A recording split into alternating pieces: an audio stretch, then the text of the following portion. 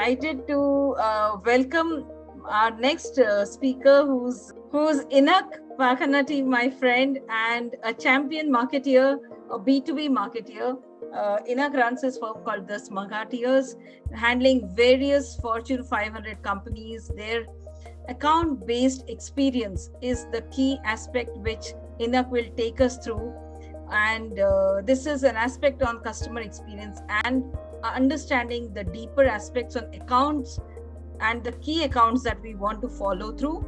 A little bit of distraction we had with Athar was very, very exciting because we were too deep into customer experience since morning. We are now back onto the gear with account-based marketing and account-based experience. Over to you, Enoch, for your vision on the journey on managing brands. Thank you so much for joining in. Over to you, sir. Thank you so much, Rachnaji. Yeah, it's been a pleasure. I've been listening to all the sessions since morning. Extremely interesting insights across various domains, and what everyone is doing in their own field of business, and driving that experience across these domains. So so I'd love to see. Just wanted to kind of walk us through what customers or what ABM is, and how to achieve account-based experiences, because the way the world is changing is that while a lot of marketers, a lot of companies are primarily driving very traditional forms of marketing and business, the challenge is that the personalization aspect is missing, which is absolutely important even when it comes to the B2B context. And here we're going to talk about how to kind of converge the different aspects of demand generation, inbound marketing, account-based marketing, and getting marketers and revenue functions ready for 2023. So I just wanted to start off with a short story. So once upon a time, a young man went to a very rich old man, and he asked him, "How did you get so rich?" And that old man responded saying, in the Great Depression in 1932, I just had I had a very expensive wool jacket, so I just sold that jacket. I got a nickel for it, and with that nickel, I went and bought an apple, and I started polishing that apple. And by the end of the day, I could sell that apple for 10 cents. So using that 10 cents, I went ahead and bought another apple, about two more apples, and again, I polished those apples and sold them for 20 cents the next day. So I used those 20 cents to buy, some more apples. So almost after a week later of buying and selling, I was able to make about $9. And then my wife died, so I ended up making $2 million. So yeah, that's how he got rich. Great. So coming back to our context, recently, Gartner released a report that says that 72% of B2B buyers say they prefer a rep-free purchase, rep-free purchase experience, indicating that they're actually embracing, online research, they're, basically e-commerce buying. And even B2B buyers struggle to make high-quality purchases due to various factors. The reason is, usually, they are constantly bombarded by sales or marketing folks, constantly, driving multiple campaigns and getting, telecalls. They get a lot of messages on LinkedIn. They see a lot of ads. So there's so much of bombardment of information, but the buyer actually wants something else. They need an experience. They want to establish credibility with the brand that they're going to work with. They want to, have a certain level of experience. So to be able to drive that, we coming down to some of the research that was done in the past by HubSpot, a lot of companies, they just talk about, the major challenges that they focus or, face, which is primarily around traffic and leads, or generating ROI across, their marketing activities, or getting enough budget and things like that. But no one really talks about, how they're able to actually drive their brand, how they're able to drive that level of customer experience or the buyer journey experience overall. And so if you see the next set of report, it also talks about closing more deals or improving the efficiency across the sales funnel, reducing the length of sales funnel, which are pretty much very typical of any organization that usually focuses on ROI or driving sales, or even the entire marketing function these days has become very revenue centric. Pretty much the marketing team is now made responsible for driving revenue. So a lot of activities that are taken up are now directly focused on opportunity creation and revenue generation. So typically, how B2B companies market, or how do they go into the market? So if there is a buyer, or if there's a prospect that has been identified, you've identified a segment or a set of people that you want to reach out to. We are primarily focusing on sending direct ads, like using social channels or LinkedIn or Google ads and so on. And then there is cold emails that go out, then in-mails through LinkedIn, or sending out messages, and even cold calls. So and the focus here is to either say book a demo or a consultation, or for a services company. And from there, the goal is to be able to drive engagement either through webinars or some level of Google search and so on. But there is no clear goal in terms of how or understanding of how the actual buyer journey happens. So in a typical setting, for example, if you're talking about more of a B2B organization, when a request or when a challenge is identified within the organization, so that you have at least 2 to 3 layers of people. So you have the decision makers at the top, your CXOs, your VPs and directors. And then you come into the mid-level management, more of the senior manager level, and then come down to the manager or the associate level. Now, a lot of the decision-making process has moved from the C-level down to even the VP or even the mid-management level, because the C-level and the the VP or directors are currently focusing more on strategic initiatives or how to take the organization forward, while giving all of the responsibilities in terms of identification and evaluation of vendors and people who they might want to work with to the mid-level or the lower-level management. Now, what happens here is once a challenge is identified, the first thing that any prospective buyer does is to go and search for information or gather relevant insights about how to solve that particular challenge. So they're not directly going and searching for a vendor. Okay, if I have this challenge, I'm going to go and find a particular vendor to work with. That usually does not happen. So the first thing that they're trying to do is gather enough information either through digital channels. So they're going into Google, they're searching and putting in queries about how to find a certain set of information or solve a particular problem. They might join webinars or events or attend events where which are specific to their industry, or someone is talking about some of these specific areas that they're looking into, or they might download ebooks or white papers that talk about it. So anything that will help them to gather enough information to strengthen their case, understand how to particularly solve that challenge, is what that person would do. Now, once this solution has been identified, or they know how this particular challenge can be solved, the next thing that they look at is which company is doing it well. So if someone has been doing their inbound marketing really well, they have a great website, they've really optimized for search, they're putting out a lot of good content, like say ebooks or white papers, and a lot of even case studies in terms of credibility building and so on, which are primarily focused on the particular buyer's industry or their relevant area of focus. It automatically establishes credibility. Then if they're also doing different activities in terms of participating in events, or if they are building a LinkedIn community, sharing a lot of thought leadership content, they're putting out podcasts and so on from a demand generation perspective. Then they might be also running various focused, personalized campaigns into to these particular companies and establishing again thought leadership and understanding of how they can solve the problem for that company. That's when these buyers would then start building that credibility, check out the website. They might even click on the CTAs, go for a demo, even send out an RFP. And usually once the proposal is received, that's when the entire buying committee comes together. And usually the stakeholders, who are primarily your influencers and evaluators, are the ones who actually create a very, very strong case to the decision-making team to be able to drive that decision and bring this to a close. So that experience that is created across these multiple channels, whether it's through inbound from the demand generation or from ABM efforts, combines to form that entire account-based experience.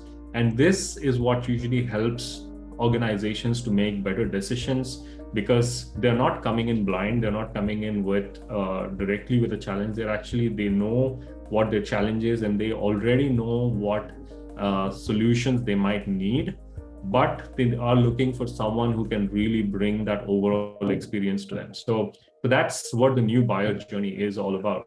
So if you look at demand generation or account-based marketing is more spearhead focused. Like you're going in and going into specific accounts, and you're pushing your messaging and your solutioning and what you can do for them, and assuming certain challenges, while demand generation is all about catching people in the net and then nurturing them to to kind of close.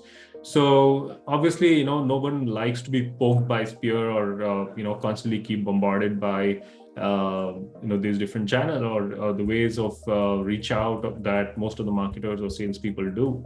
So that's when account-based experience kind of came about, which kind of combines all of these different aspects and focuses on driving the best of account-based marketing and driving customer experience as well. So if you look at the traditional marketing, you see a lot of interruption-based marketing where we're trying to create a lot of chaos, and there's too much of information and too much of sales-focused content that's going out to the buyer, which actually that they don't want. Secondly, it's only marketing focused. They don't have any alignment with sales. So it's just, trying to push about something about the brand, but not really focusing on the problem at hand. And then only the entire focus is on building the pipeline. So the modern ABX or the account-based experience framework focuses on aligning these efforts, the entire effort into the account journey. Like what is the intent of that customer? What kind of information are they looking for? And for this, there's a lot of marketing technology stacks and so on that we can use. So we need to look at how that account journey or that particular buyer journey from that particular organization or account can be streamlined. What are they looking for? What are the challenges? How can we really align solutions to them? How can we build content specific to that organization? What campaigns can we run? So there's a lot of this account focused programming or a framework that needs to be created, or playbooks that need to be created to drive that entire experience across the the overall life cycle of the user journey.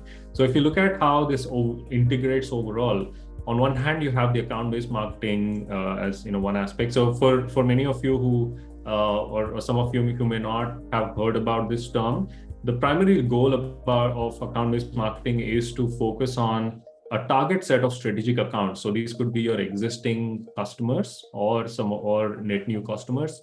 The idea is for existing customers, the idea is to grow and build relationships within existing accounts to drive more business. While for the net new accounts, the goal is to be able to focus on the overall aspect of. So the idea here is to make sure that we are in account-based marketing to go after a specific set of target accounts. So you have one-to-one, one-to-few, and one-to-many. One-to-one focus, we focus on a very specific set of accounts. So these could be accounts like about 5 or 10 accounts that you feel are very strategic for your business. They're going to give you a lot of long-term opportunities, and you'll be able to really mine them. And then one-to-few accounts where maybe you've not made a lot of impact yet into those accounts, but that these are the accounts that are very relevant for your business, and you will be able to again drive very specific personalized campaigns into these accounts. Then you have a one-to-many, where we'll be focusing on a lot of additional companies, or more of a volume-based approach. But here, how it integrates with inbound marketing is, with inbound marketing, you need a website. Obviously, website is going to be your primary focus or your foundation for marketing, then you have very relevant content that needs to be created across different formats. You need landing pages, you need your email outreach to happen, again, which has to be very much aligned with ABM efforts, your webinars, roundtables, events, social media, targeted ads. All of these will have to align with the overall program. It has to align with the kind of personas and the ideal customer profiles you're going after. And then based on that, if you're able to define very clear frameworks in terms of how you can achieve that experience and personalization for specific individuals and specific accounts, that's where you're able to drive that overall, ABX is what we're talking about. So I'll just talk about one example. So we worked with Thomson Reuters for one of their campaigns across account-based marketing. So what we've done was to create a lot of personalized experiences across different aspects that we're working on. So they wanted to focus on very few or specific set of companies to go after. So we had to do a lot of research on these companies, understand what their primary goals are, what their challenges are, how we can actually position a particular solution to them. So we had to do a lot of research, understand what their challenges are, what is their intent, what is their roadmap.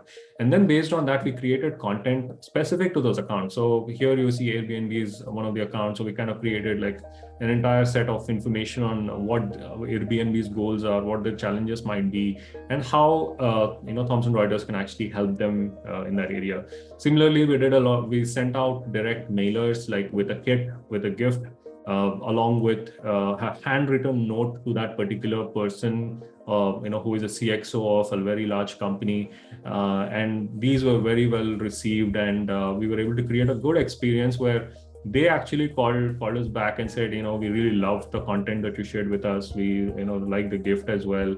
Thanks for sending this to us, and we'd like to talk. So creating that experience is absolutely important. Similarly, for another company where we won an award, we created very specific reports for individual accounts that we were targeting.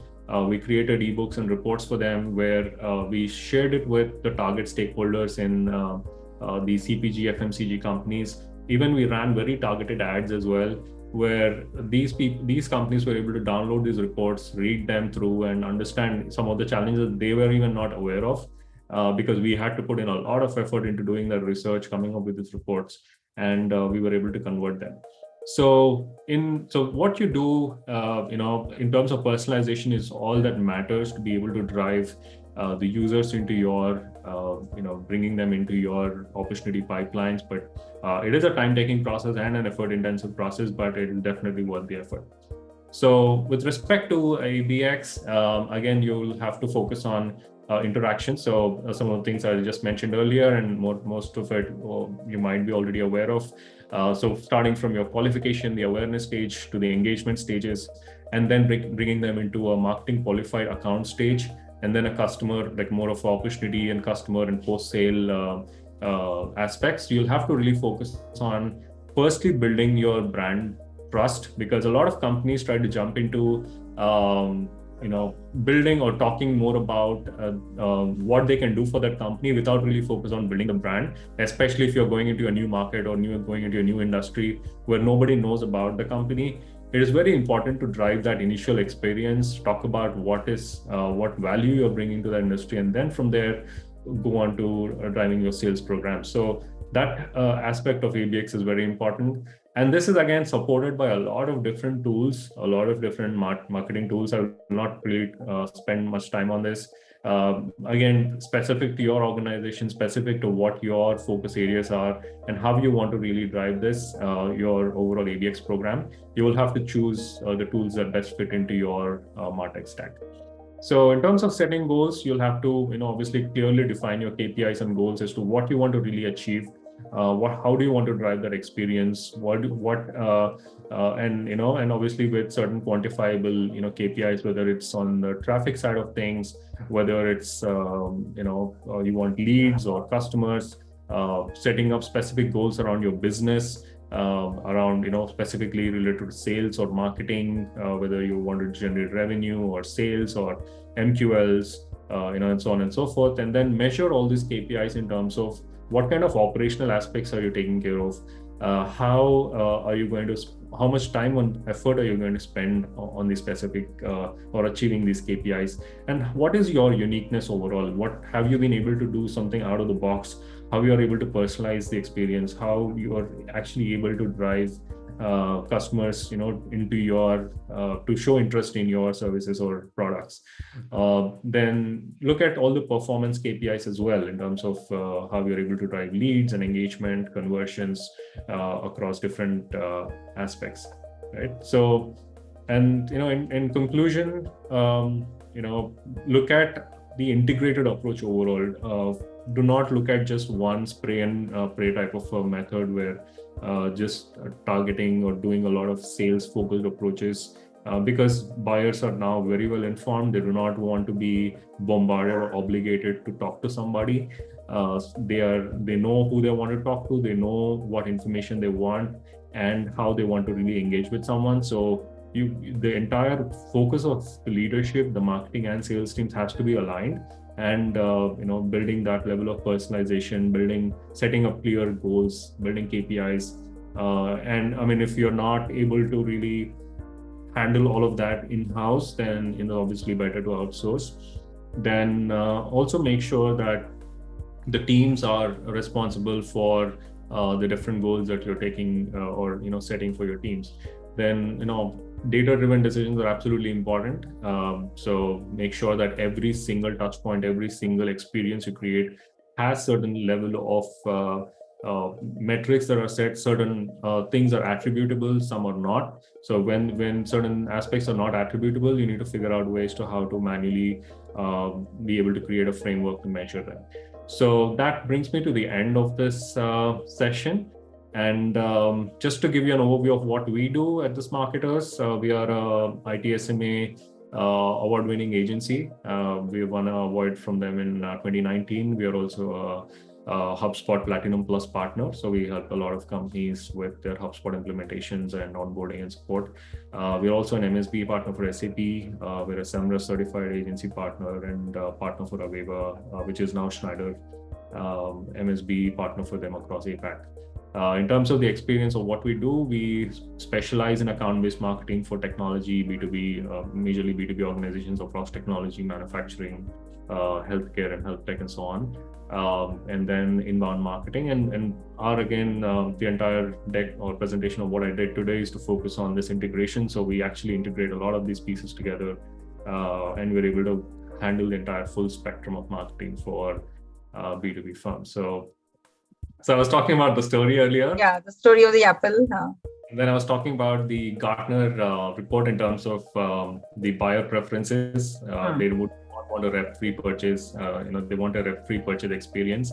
They do not want to deal with people and who are constantly trying to sell to them. So they want to be informed more first. They want to do their own research and then buy.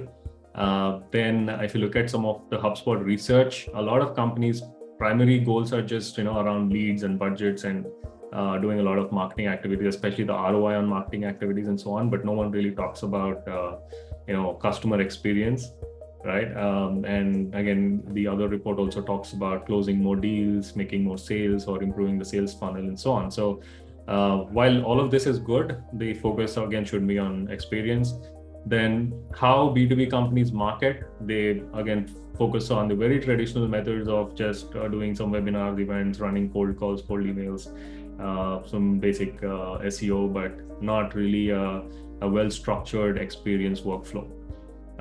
Then I was sharing about how the actual buyer journey is currently, how people are currently buying, identifying problems in the organization, then doing the research across different areas.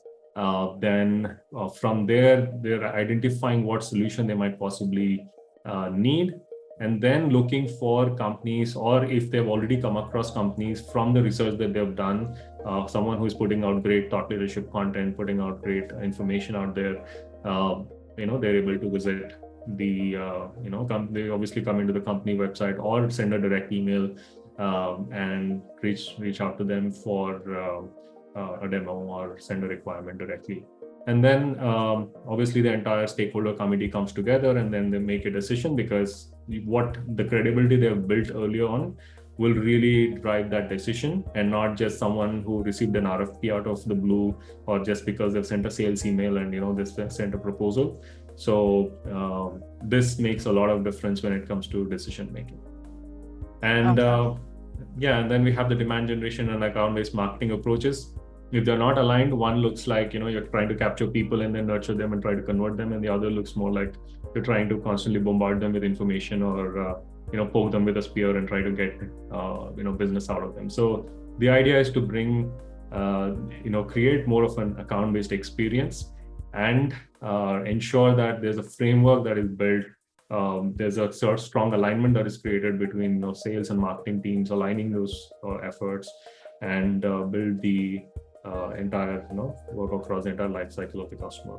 And then we have the inbound and ABM aspects and all of that, and basically ensuring that everything that happens in ABM is fully aligned with what is happening in inbound. So making sure that those the personalization, the relevance, the content that's created, the frameworks around content, everything that is done is actually relevant.